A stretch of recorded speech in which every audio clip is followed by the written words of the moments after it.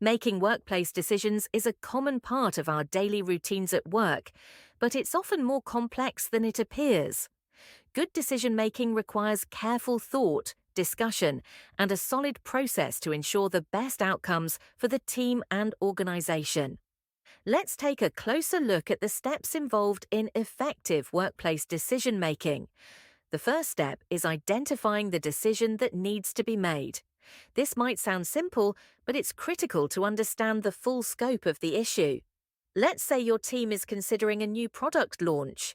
The main decision could be whether or not to proceed with the launch, but there are many smaller decisions within that, like setting a budget, timeline, and marketing strategy. Clearly defining the scope helps everyone understand what's at stake. Once the decision has been identified, prioritization comes into play.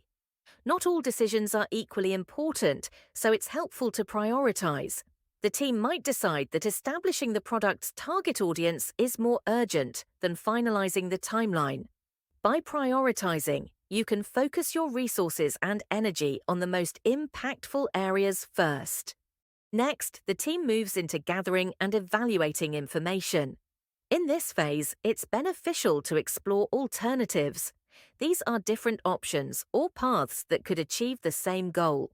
For example, if you're launching a product, you might have multiple marketing strategies to consider.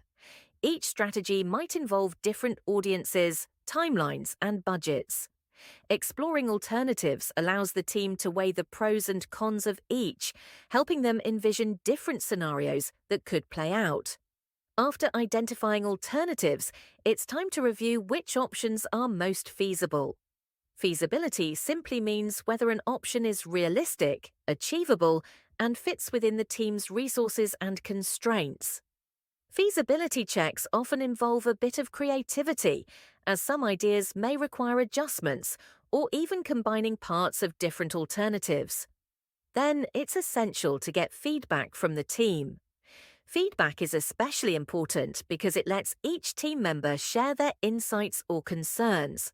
Sometimes team members have valuable perspectives or experiences that others haven't considered. For example, if one strategy could lead to overworking certain departments, it's important to know this early on. Everyone's input helps in creating a more well-rounded decision and can prevent issues down the line. At this stage, people may feel differently about the options. Some team members might strongly support a certain approach, while others could be on the fence. When people are on the fence, they're uncertain and might need more details to make a decision.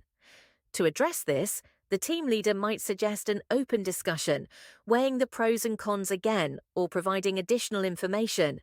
If there's still disagreement, it may be necessary to try and reach a consensus. A consensus doesn't mean that everyone loves the decision, but rather that everyone can accept it and support moving forward. Sometimes, though, it's not possible to reach a consensus. And in these cases, the decision might fall to a manager or team lead.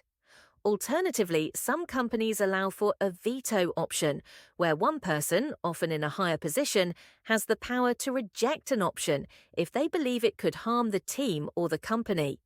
Once the decision is made, it's time to set an action plan. This is the step-by-step outline of how the team will move forward. A solid action plan helps ensure that everyone knows their role, the timeline, and the objectives. It also allows for prioritization within the plan itself, breaking down tasks by urgency and importance.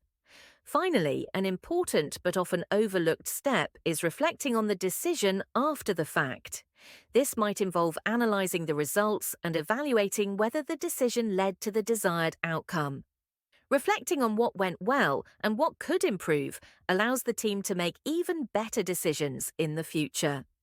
In summary, the process of making workplace decisions involves clear identification, prioritization, gathering alternatives, checking feasibility, seeking feedback, striving for consensus, and possibly using a veto if necessary.